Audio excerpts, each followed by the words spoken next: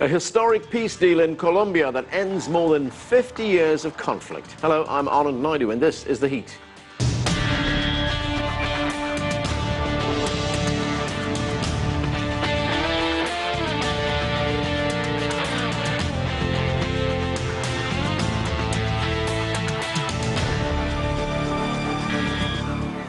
It was a deadly war that lasted 52 years and tore Colombia apart.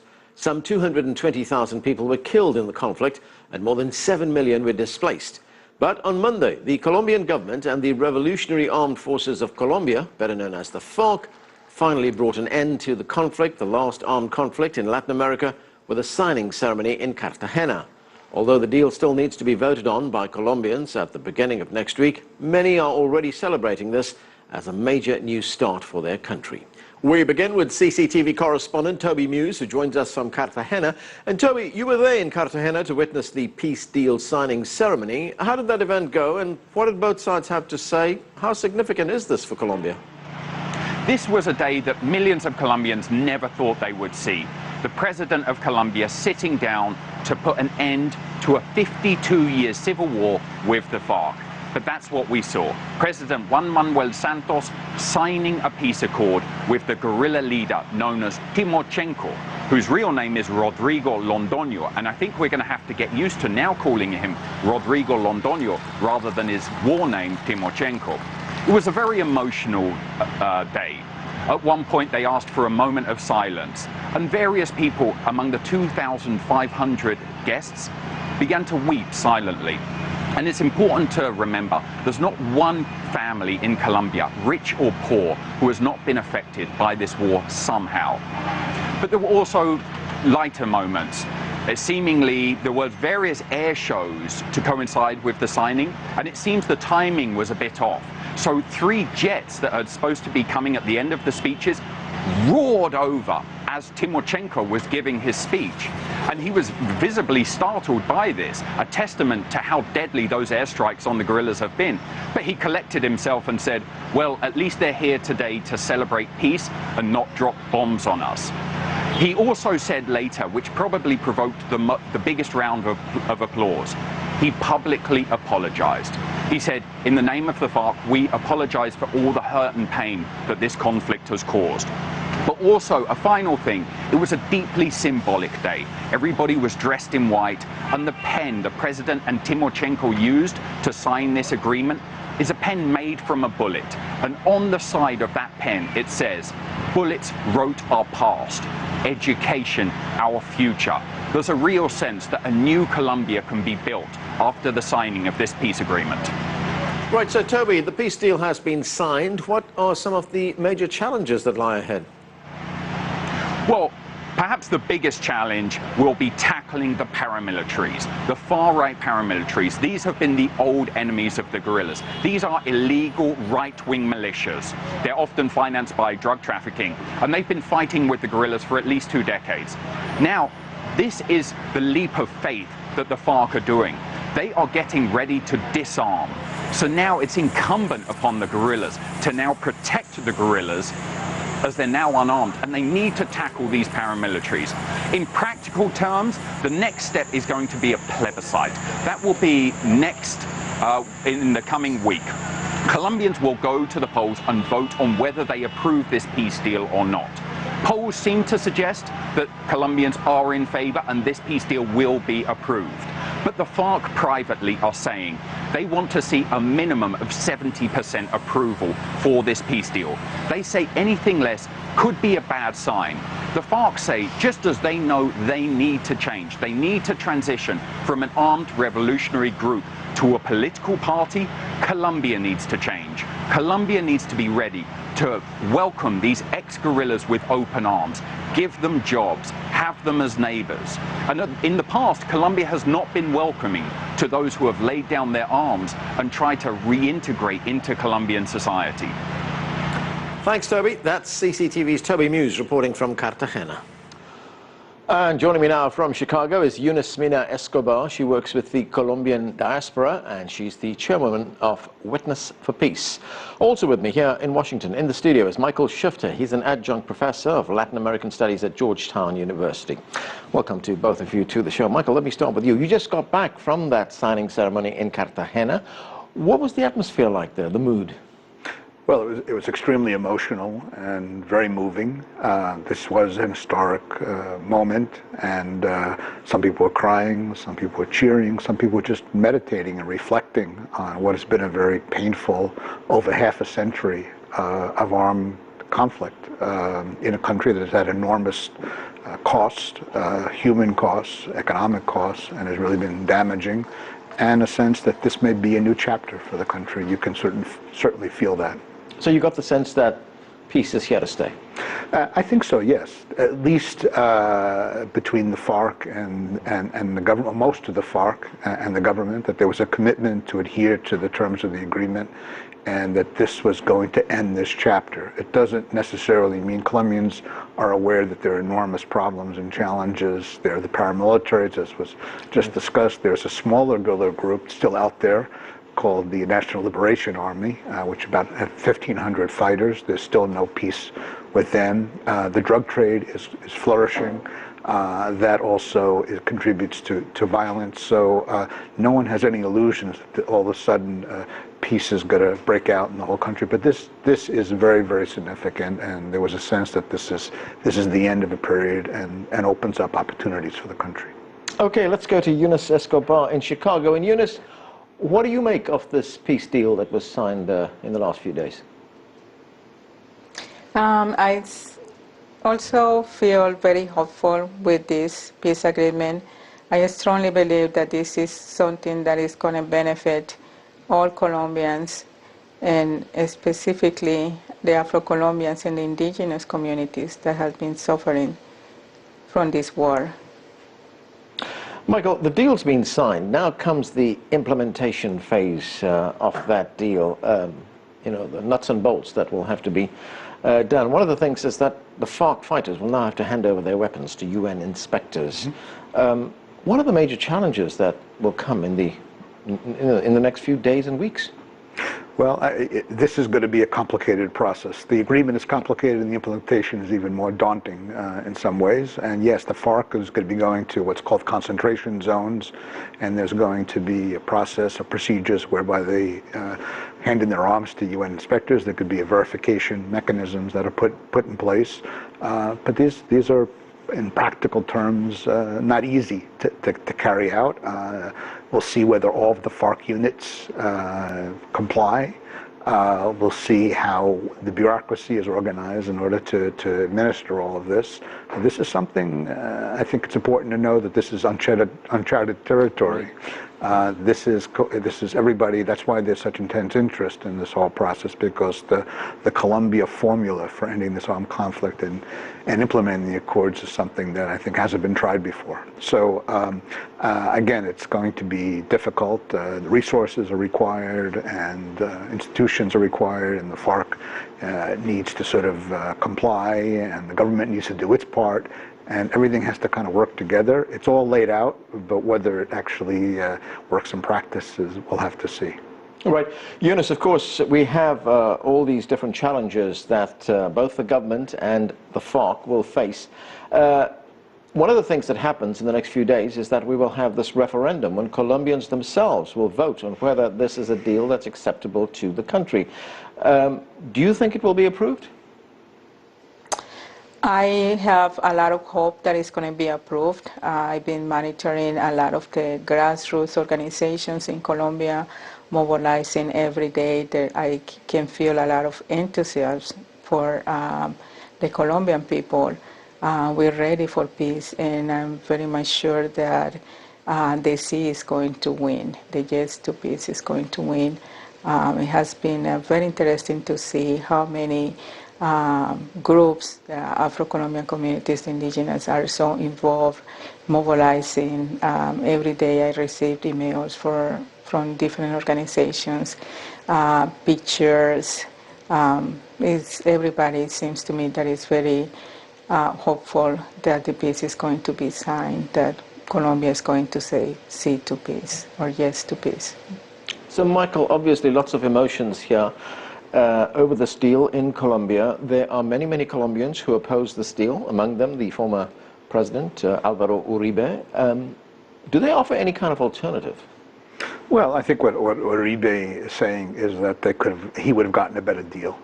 The argument is that the FARC was defeated or weakened significantly militarily, and yet the concessions that the government gave is that they're going to have seats in Congress, they're going to participate in the political process, even those who were responsible for significant crimes.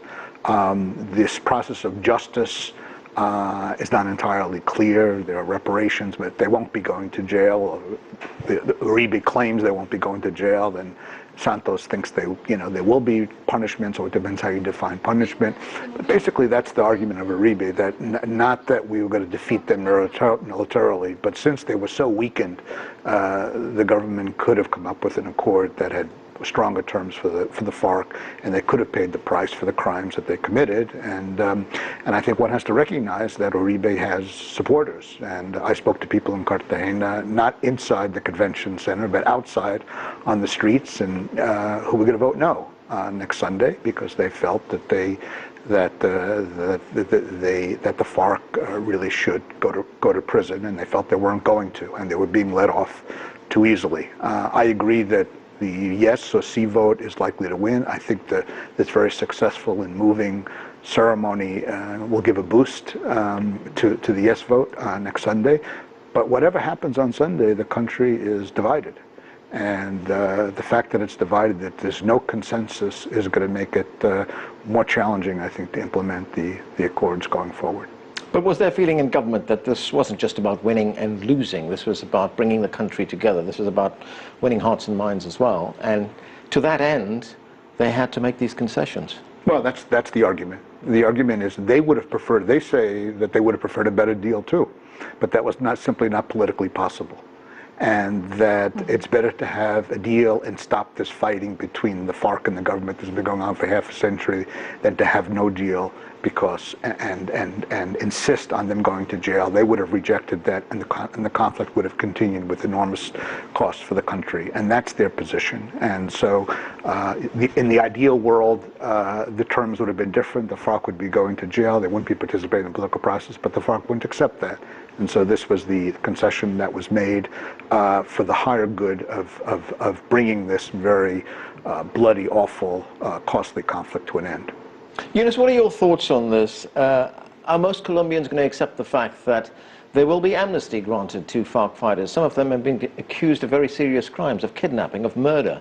As we said, some of them will not be serving any jail time at all. Is that going to be acceptable to most Colombians? I can answer. I think that Colombian people has a very good heart, and we already went through a process where the paramilitaries who had committed terrible crimes were also receive a pardon from the Colombian people. So I do not see anything different from what we did before with the paramilitaries to what is going to happen now with the guerrillas. I certainly hope that we will be able to forgive the guerrillas and move on with the peace.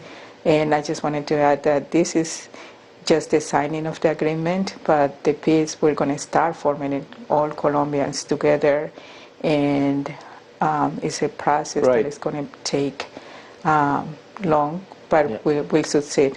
Now they have to make the peace, and we're going to have to leave it there for this part of the show. Eunice Escobar, Michael Shifter, thanks to both of you for joining us. We're going to take a short break right now. Much more on the Colombian peace deal when we return, including a Chinese perspective. Stay with us. You're watching The Heat.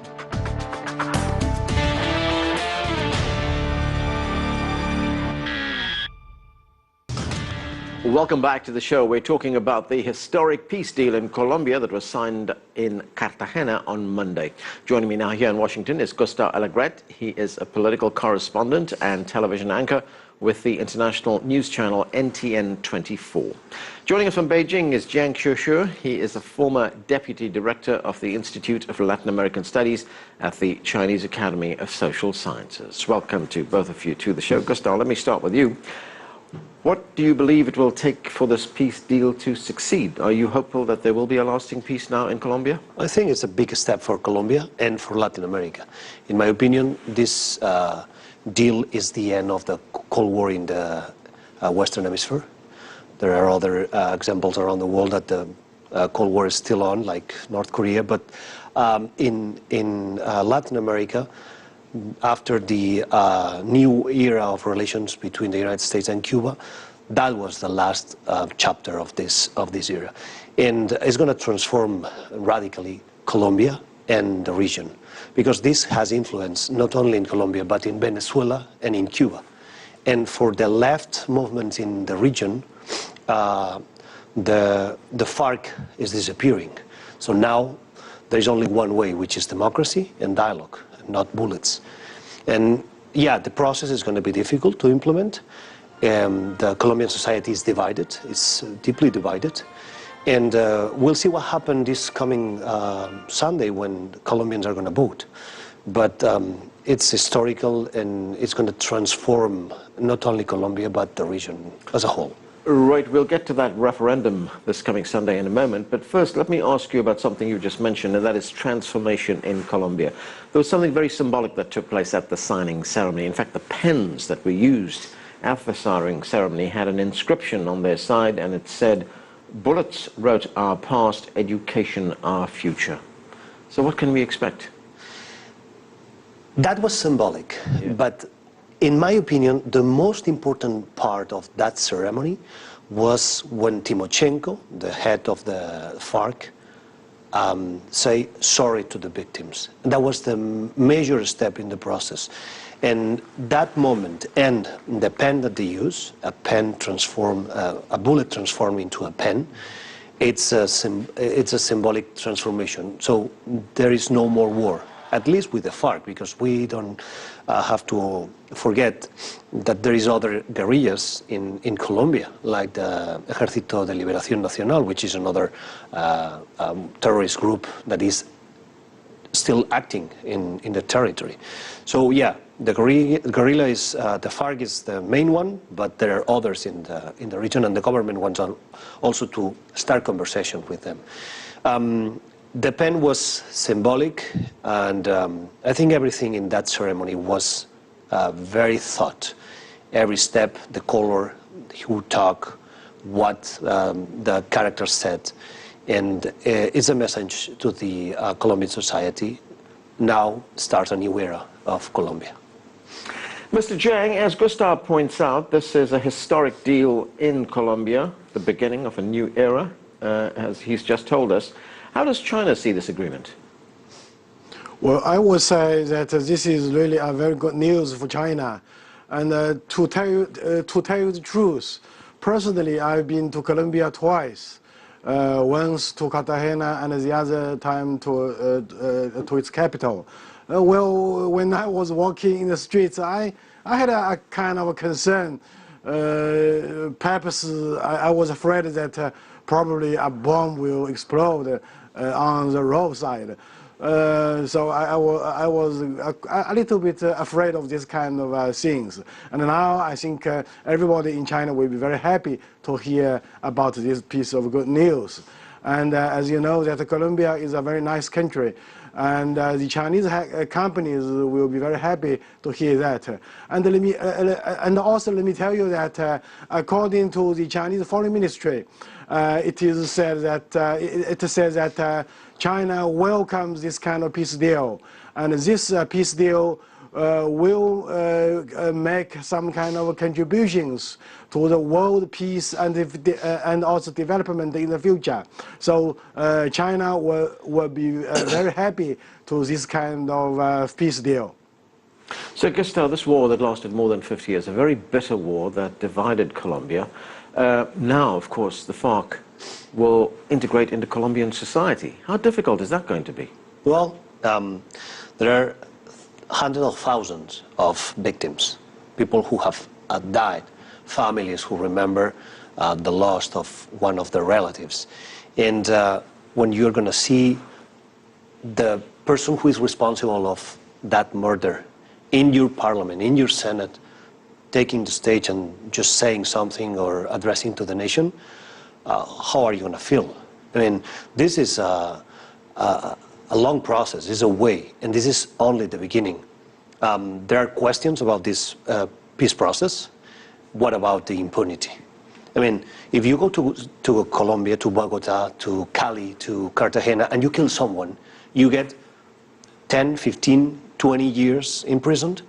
Someone who has committed crimes against humanity, killing children and women and men without any discrimination, they're going to get 8 years, 5 years, not only in a prison, but in a special area.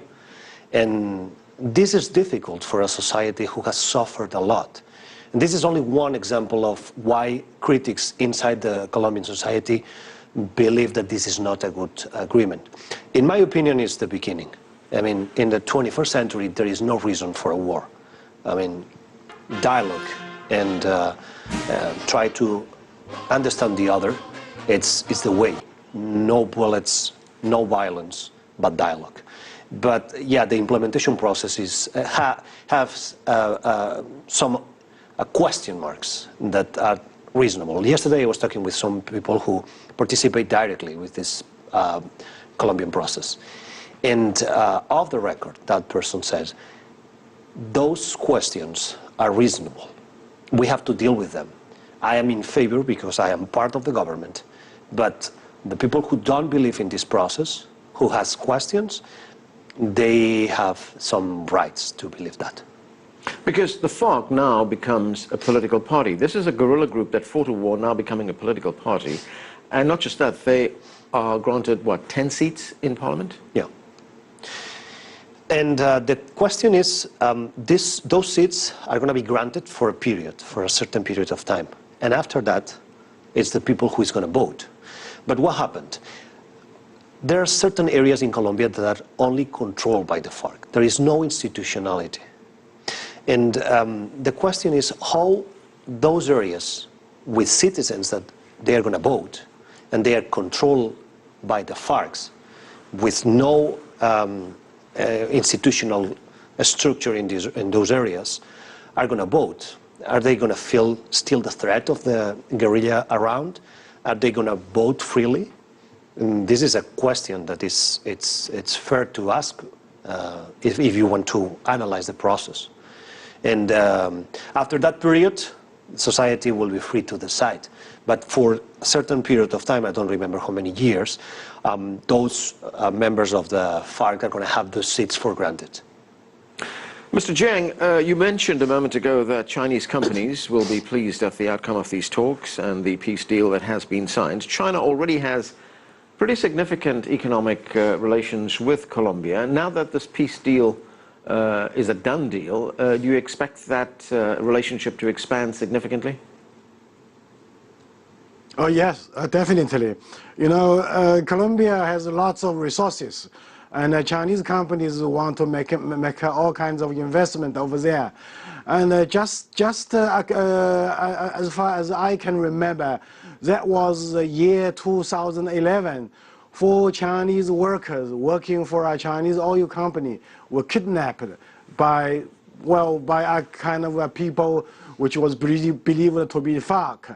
And almost 1 year later, they were released.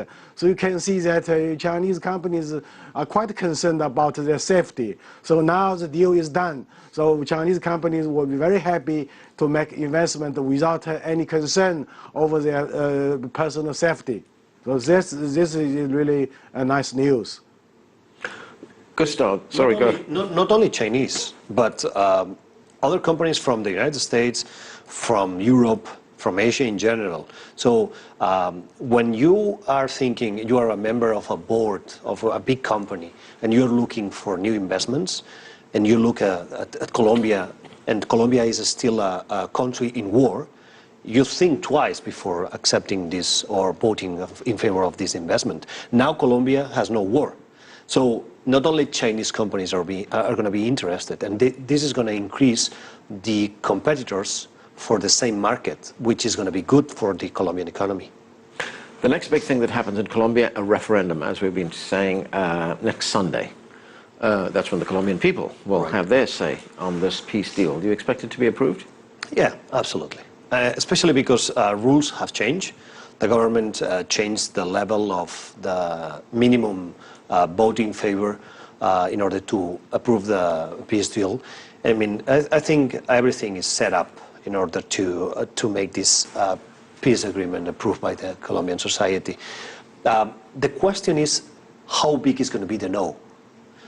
It's not going to be enough to win the referendum, but if it's big enough, and this is the expectation of the opposition to the peace agreement, it's a strong signal to the Colombian government to say, okay, it's approved, but watch out, because we are not really happy, or at least we are not as happy as you. Does that make the implementation a little bit more difficult then? Well, the opposition could grow. Juan Manuel Santos, the current president, is not going to be re-elected because the Constitution banned second re-elections. Yeah. But let's see what happens with the next government. I mean, could be, is a possibility, that the one leader of the no movement, the opposition, could take the power. I mean, could win the elections. And then what happened? So it's difficult to go back once it's signed, and especially the international community is in favor of this process, as we saw those prime ministers and presidents of countries in Cartagena this week. But you can slow the process if you don't like it. Still a lot of variables then. Yes.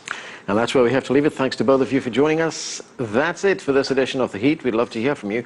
So please send us your questions, comments, and story ideas to theheat@cctv-america.com. And we'd like to continue the conversation on social media. Give us your thoughts and comments on our Facebook page. You'll find that at CCTV America. I'm Arnold Naidu in Washington, D.C. Thanks for being with us.